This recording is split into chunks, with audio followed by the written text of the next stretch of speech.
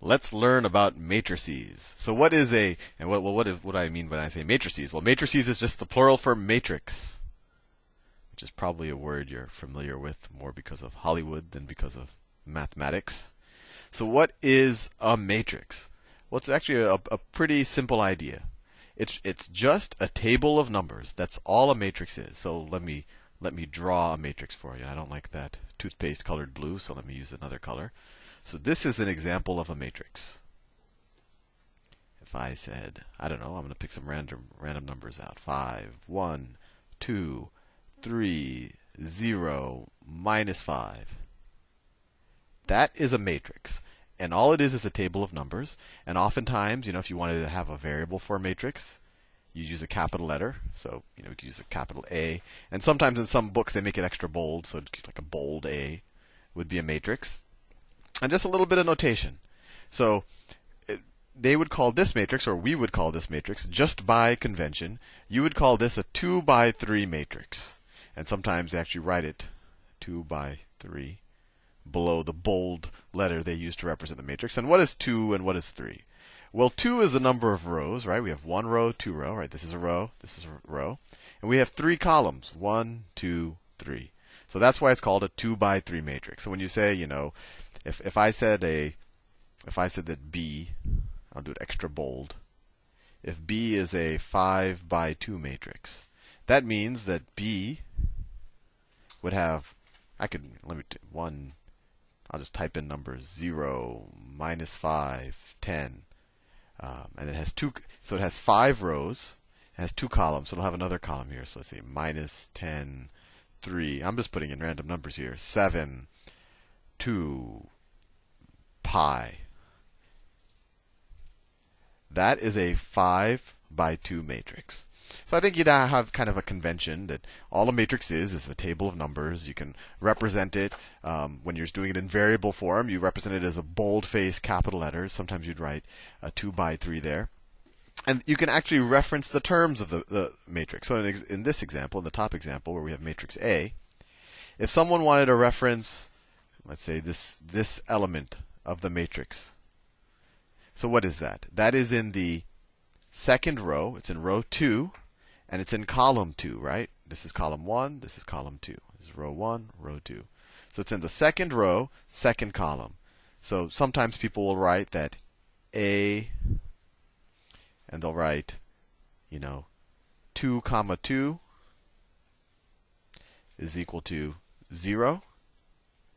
Or they might write, sometimes they'll write a lowercase A, 2, 2 is equal to 0. And just as what is A? And these are just the same thing. I'm just doing this to expose you to the notation, because a lot of this really is just notation. So what is A 1, 3? Well, that means we're in the first row and the third column. First row, 1, 2, 3. It's this value right here. So that equals 2. So this is just all the notation of, well, what a matrix is. It's a table of numbers. It can be represented this way. We can represent its different elements that way. So you might be asking, Sal, well, that's nice, a table of numbers with fancy words and fancy notations, but what is it good for? And that's the interesting point. A matrix is just a data representation. It's just a way of writing down data. I mean, that's all it is. It's a table of numbers, but it can be used to represent a whole set of phenomena. And if you're doing this in your Algebra 1 or your Algebra 2 class, you're probably using it to represent linear equations. But we'll learn later that and I'll do a whole set of videos on applying matrices to a whole bunch of different things. But it can represent. It's very powerful if you're doing computer graphics. A matrix, the elements can represent pixels on your screen. They can represent points in coordinate space. They can represent, who knows? There's tons of things that they can represent. But the important thing to realize is a matrix it's not a natural phenomenon. It's not like a lot of the mathematical concepts we've been looking at. It's a way to represent a mathematical concept, or a way of representing values, but you kind of have to define what it's representing. But let's put that on the back burner a little bit in terms of what it actually represents. And then, oh, my wife is here. She's looking for our filing cabinet. Wait, what's... But anyway, back to what I was doing. So let's put on the back burner what a matrix is actually representing, and let's learn the convention, because I think at least initially, that tends to be the hardest part. How do you add matrices? How do you multiply matrices? How do you invert a matrices? How do you find the determinant of a matrix? I know that all of those words might sound unfamiliar, unless you've already been confused by them in your algebra class. So I'm going to teach you all of those things first, which are all just really human-defined conventions, and then later on I'll make a whole bunch of videos on the intuition behind them and what they actually represent. So let's get started. So let's say I wanted to add these two matrices. Let's say the first one, and let me switch colors. So let's say I'll do relatively small ones, just not to waste space. Say I have the matrix 3, -1, I don't know, 2, 0. I don't know, let's call that A, capital A. And let's say matrix B, and I'm just making up numbers. Matrix B is equal to -7, 2, 3, 5. So my question to you is, what is A, so I'm doing it bold like they do in the textbooks, plus matrix B. So I'm adding two matrices. And once again, this is just human convention. Someone defined how matrices add. They could have defined it some other way, but they said we're going to make matrices add the way I'm about to show you because it's useful for a whole set of phenomena. So when you add two matrices, you essentially just add the corresponding elements. So how does that work? Well, you add the element that's in row 1, column 1 to the element that's in row 1, column 1, right? So it's 3 plus -7. So 3 plus -7. That'll be the 1, 1 element. Then the row 1, column 2 element will be -1 plus 2. -1 plus 2. Let me put parentheses around them so you know these are separate elements. And you could guess how this keeps going. This element will be 2 plus 3. So 2 plus 3. And this element, this last element, will be 0 plus 5. 0 plus 5. So that equals what? 3 plus -7, that is -4. -1 plus 2, that's 1. 2 plus 3 is 5. And 0 plus 5 is 5. So there we have it. That is how we humans have defined the addition of two matrices. And by this definition, you can imagine that this is going to be the same thing as B plus A. Right? And remember, this is something we have to think about because we're not adding numbers anymore. You know that 1 plus 2 is the same thing as 2 plus 1, or any two normal numbers. Doesn't matter what order you add them in. But matrices, it's not completely obvious. But when you define it in this way, it doesn't matter if we do A plus B or B plus A. Right? If we did B plus A, this would just say -7 plus 3. This would say 2 plus -1. But it would come out to the same values. That is matrix addition.